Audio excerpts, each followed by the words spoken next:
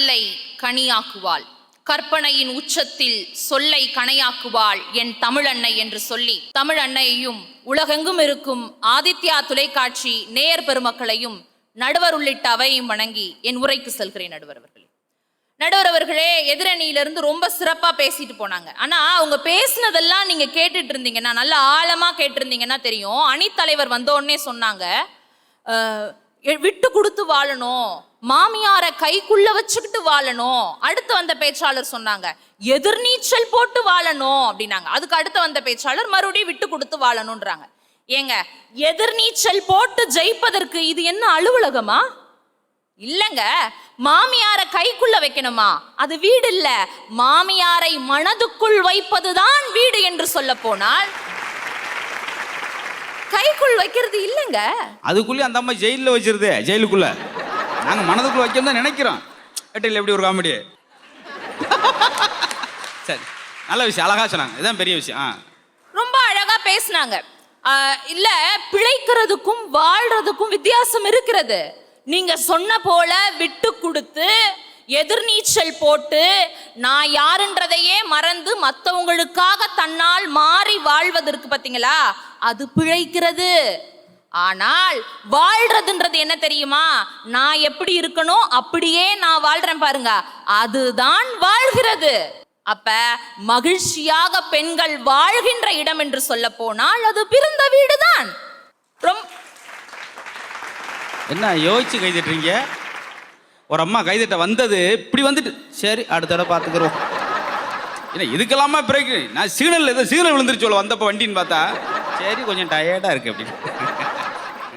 ஒரு பெண்ணுக்கு புகுந்த வீடு எதை வச்சுங்க நிச்சயிக்கப்படுகிறது? ஜாதியின் அடிப்படையில், வரதட்சணையின் அடிப்படையில்.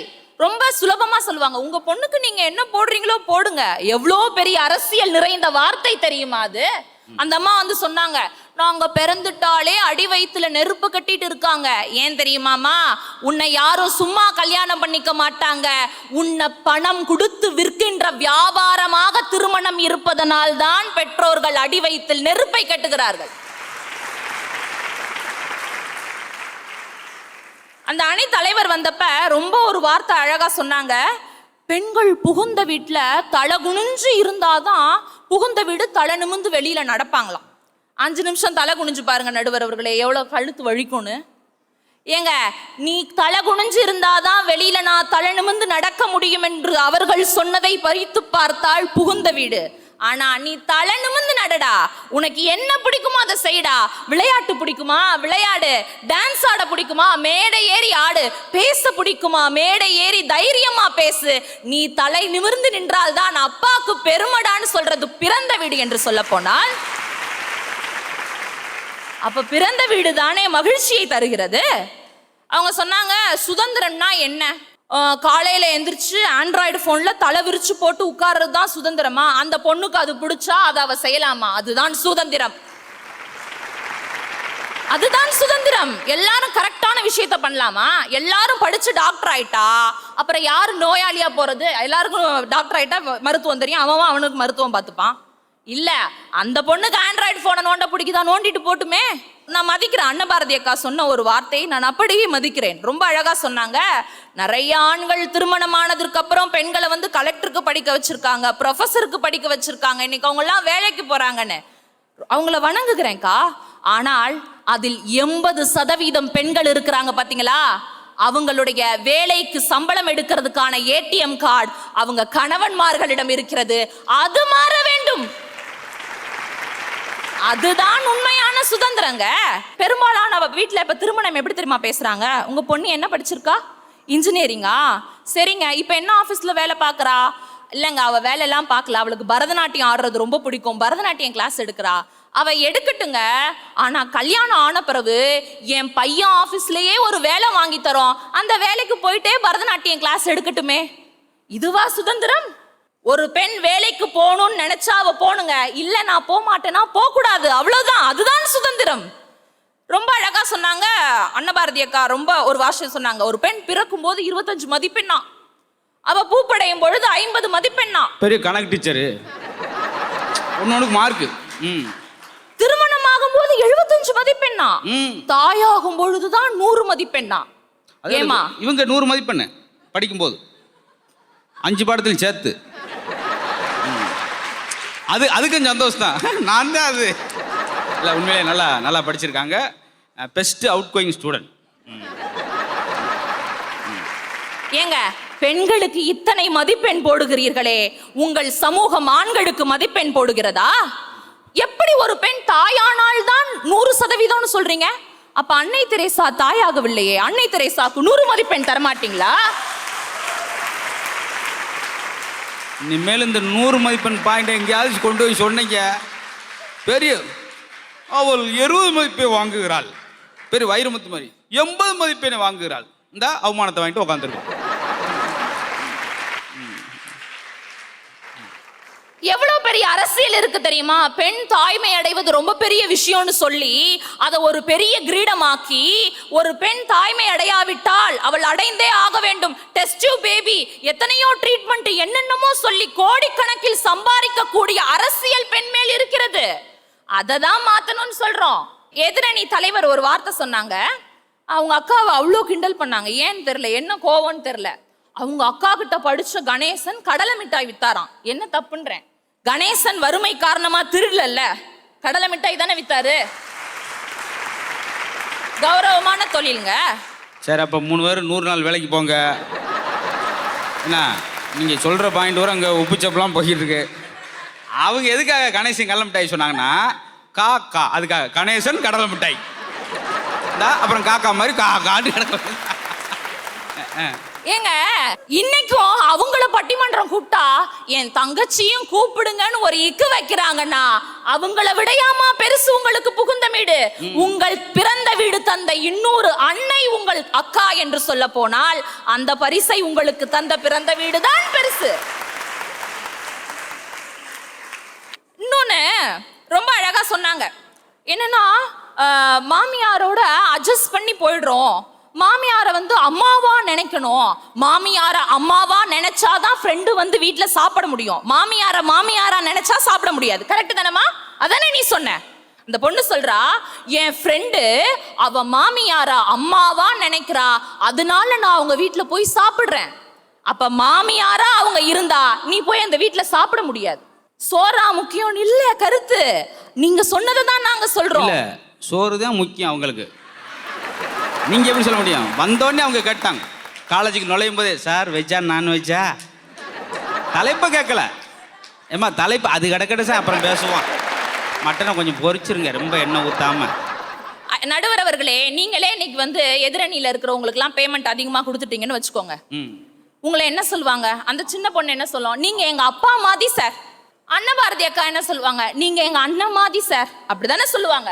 ஒரு சேஞ்சுக்கு அவங்க புகுந்த வீடு தான் பெருசுன்றதுனால நீங்க எங்க மாமனார் மாதிரி சார், நீங்க என்னுடைய கொழுந்தனார் மாதிரி சார்னு சொல்லுவாங்களா?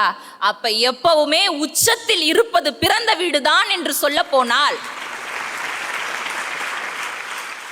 உதாரணத்திற்கு கூட நம்மால் நம் பிறந்த வீடு சொந்தங்களை தான் சொல்ல முடிகிறது. இங்க இருக்கிற ஆண்களையோ புகுந்த வீட்டையோ நான் குறை சொல்லவில்லைங்க. ஆனால் எந்த புகுந்த வீடாவது பொழைச்சுக்கிறோப்பா, நீ எல்லாம் சொல்லிட்டு இங்க உள்ள ஆண்கள் நான் குறை சொல்லவில்லை, எங்க இருக்கிற ஆண்களையும் குறை சொல்லல. எந்த புகுந்த வீடாவது உள்ள வந்த மருமகளை விளக்கேத்த சொல்றீங்கல்லம்மா, என்னென்ன சீர் கொண்டு வந்திருக்கன்னு கேக்குறீங்கல்லம்மா, யாராவது உன் வீட்டுல நீ என்னென்னத்தை விட்டுட்டு வந்துட்டப்பான்னு கேட்டிருக்கீங்களா?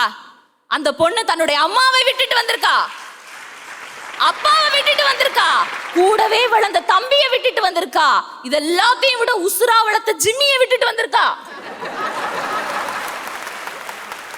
இதையெல்லாம் அவள் என்ன விட்டுட்டு வந்தான்னு கேட்கலையே எந்த புகுந்த வீடும். என்ன எடுத்துட்டு வந்தேன்னு கேட்கிற புகுந்த வீடா மகிழ்ச்சியை தரப்போகிறது? நடுவர் அவர்களே, எதிரணியில் இருப்பவர்கள் சொன்னது போல் அவர்கள் வாழ்க்கையில் புகுந்த வீடே பெருமகிழ்ச்சியான மகிழ்ச்சியை தந்திருக்கலாம். ஆனால் அந்த புகுந்த வீடை அவர்களுக்கு பரிசாக தந்ததே அவர்கள் பிறந்த வீடுதான்.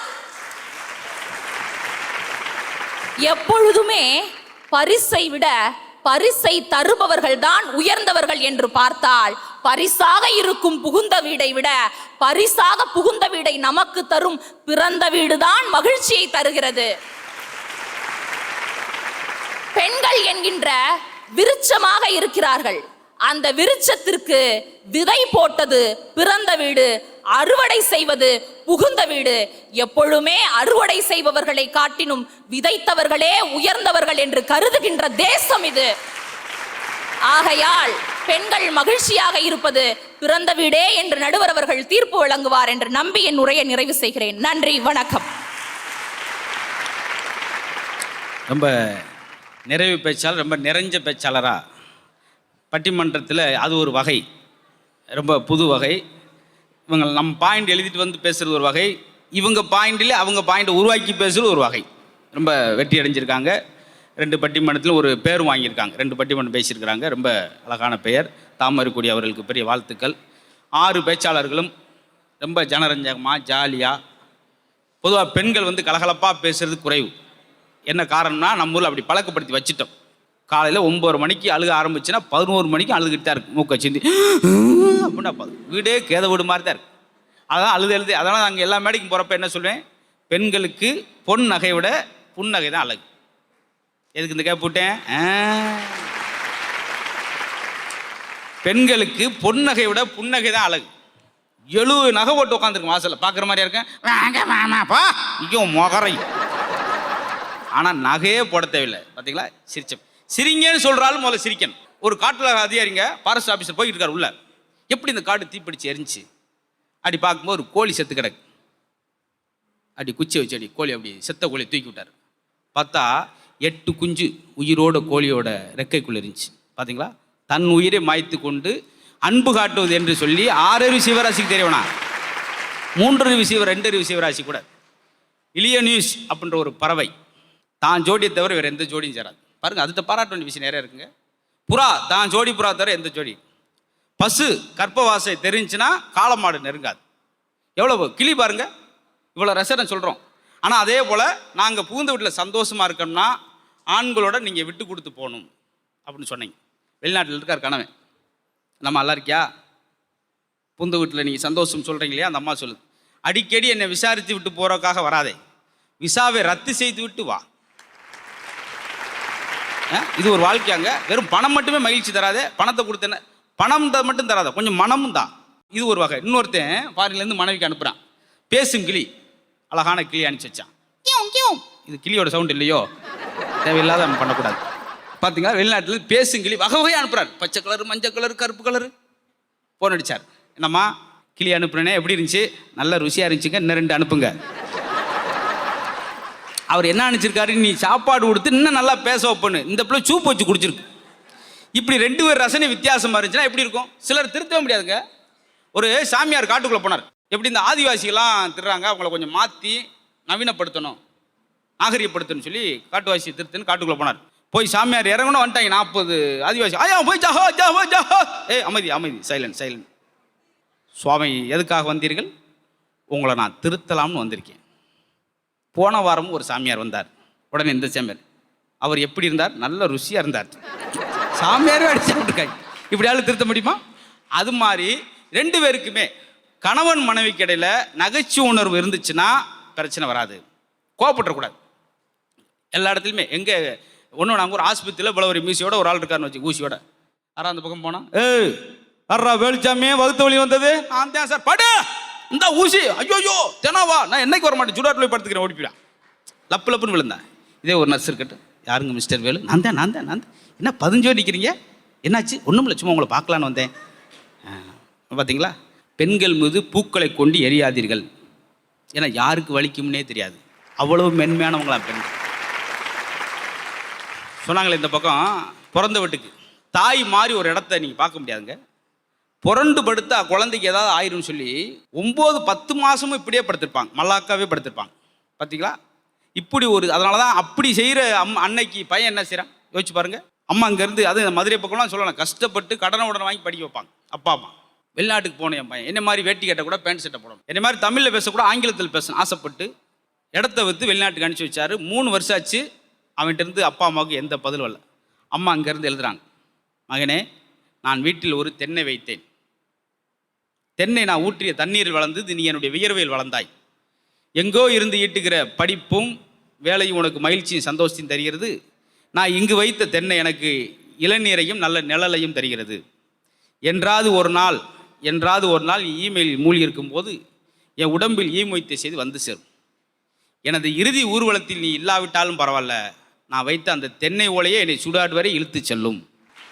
10 குழந்தைகளை ஒரு அன்னை வளர்க்குறான். கஜா முஜான், எவனுக்கு என்ன பிடிக்கும், எப்படி இருக்கும், அவனுக்கு இது செஞ்சு இது கொடுத்தா ஒத்து வராது, சளி பிடிக்கும். 10 குழந்தைகள் ஒரு அம்மா வளர்க்குறா. அதில் ஒரு குழந்தையாவது அந்த அம்மாவை எதிர்காலத்தில் பார்க்குதான்றதான் கேள்விக்குறி. அந்த மாதிரி அன்னையில் எப்போ உருவாகுது?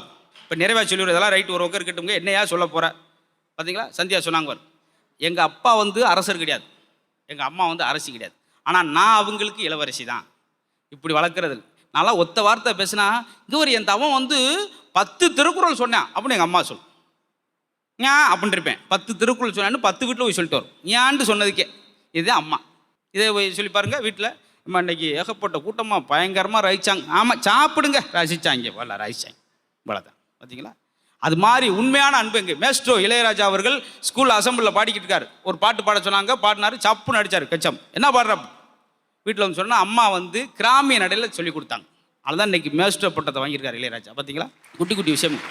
மகாத்மா காந்திட்டே கேட்டாங்க, நீங்கள் இவ்வளோ அகிம்சை அடித்தாலும் அடிட்டு வாங்குறீங்க, இந்த கண்ணத்தில் அடித்தா இந்த கண்ணத்தில் வாங்குறீங்க, இவ்வளோ அகிம்சை எப்படி கற்றுக்கிட்டீங்க? என் மனைவிட்டு இருந்தாங்க. என்னங்க இப்படி சொல்லுவீங்க? மனைவிட்டு ஆமாம், நான் சில நேரம் கோபத்தில் கக்கூசை கழுவுன்னு சொல்லுவேன், ஆனால் கூச்சப்படாமல் கக்கூஸ் கழுவான். ஆறு என் மனைவி. அதை விட மூத்திர பையிலே இருந்தார் பெரியார், மூத்திர குழாயிலேயே உட்காந்துருப்பார். அதுக்கு கூச்சப்படாமல் சலிக்காமல் மூத்திர குழாய்க்காரருக்கு தன்னுடைய ரத்த குழாய் மாதிரியே இயங்கினது யாரு? அவர் ஒய்ஃப் மணியம்மை. யாரு? இப்படிலாம் பார்த்துக்கிட்டாங்க. ஏன்னா பூந்த வீட்டுக்குள்ள அவ்வளோ ஒரு விஷயம். தனக்காக சமைக்காத ஜீவன் யாருன்னு கேட்டிங்கன்னா அம்மா. தனக்காக சம்பாதிக்காத ஜீவன் யாருன்னு கேட்டிங்கன்னா அது அம்மா தான். கோயிலாக போய் சாமி கும்பிடும். ஒரு நாளைக்கு 3 கோயில் போய் சாமி கும்பிடும், நடந்தே போய் தனக்கு வேண்டிக்கிறாது. என் பிள்ளை நல்லா இருக்கணும், என் குழந்தை நல்லா, என் வீட்டுக்கார் கரெக்டாக வேலைக்கு போயிட்டு வரணும்.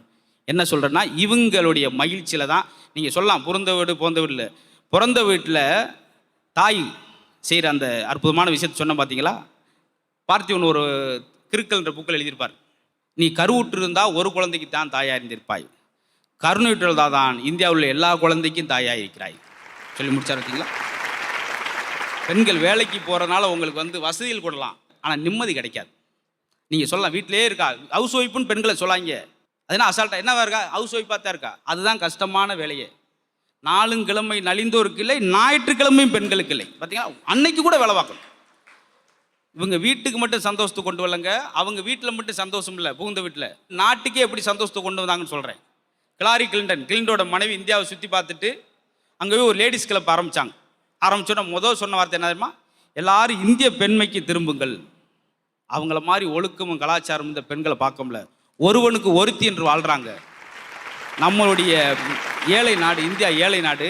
பணக்கார நாட்டுக்காரன் ஏழை நாட்டுக்கார்ட்ட கலாச்சாரத்தை பிச்சை வாங்குறான். இந்திய பெண்கள் பாருங்கள் இந்த அளவுக்கு உயர்ந்திருக்காங்கன்னா, வீட்டில் அவங்க புகுந்த வீட்டில் போய் அவங்க மட்டும் சந்தோஷமா இல்லைங்க, நாட்டுக்கும் சந்தோஷத்தை கொடுத்துருக்காங்க. நம்ம நாடே இன்னைக்கு கலாச்சாரத்தில் பண்பாடில் சிறந்து விளங்குனா புகுந்த வீட்டில் போய் அவங்க பொறுப்புணர்வோடையும் கடமையோடு இருக்கிறனால தான். அதனால் ஒரே விஷயந்தான் ஆரம்பத்தில் சொன்னது, அவங்களுக்கு கணவர் ஓய்வுற்று இல்லை வயசான பின்னாடி ஹாஸ்பிட்டலில் படுத்திருக்கப்ப அவர் வாந்திய கையில் வாங்குகிற மற்றொரு தெய்வம் யாருன்னு கேட்டிங்கன்னா அது பெண். சில சொல்வான், அவள் கைப்படவே நான் நோய்பட வேண்டும், தலைவலிச்சா எங்கே தலைவலிக்கணும். இப்படி ஒரு மெழுகுவர்த்தியாக வீட்டில் இருக்க எல்லாருக்கும் மகிழ்ச்சியை கொடுத்துட்டு தான் துக்கங்களை வாங்கினா கூட அதுலேயும் ஒரு மகிழ்ச்சி அடைகிறா. ஆக மொத்தம் பிறந்த வீட்டில் கிடைக்கிற ஒரு அற்ப விஷயம் கொஞ்ச காலம், ஒரு 20 வயசு, அதுக்கடுத்து 40 வயசு அவள் மகிழ்ச்சியாக இருக்கிறதுக்கு குழந்தைகளும் கணவனும் ஒத்துழைப்பு கொடுக்குறாங்க. அதில் புகுந்த வீட்டில் தான் தன்னுடைய மகிழ்ச்சியை அதிகமாக பெண் அனுபவிக்கிறாள் என்று சொல்லி பட்டிமன்றத்தை கேட்டு சுவைத்த அன்புக்குரிய கோயில்பட்டி வாழ், அதுவும் ஜீவன் கல்லூரி அன்புக்குரிய மாணவிகள், பேராசிரியர் பெருமக்களுக்கு நன்றி சொல்லி, கேட்டு சுவைத்த அத்தனை பேருக்கு நன்றி சொல்லி விடைபெறுகிறோம். நன்றி, வணக்கம்.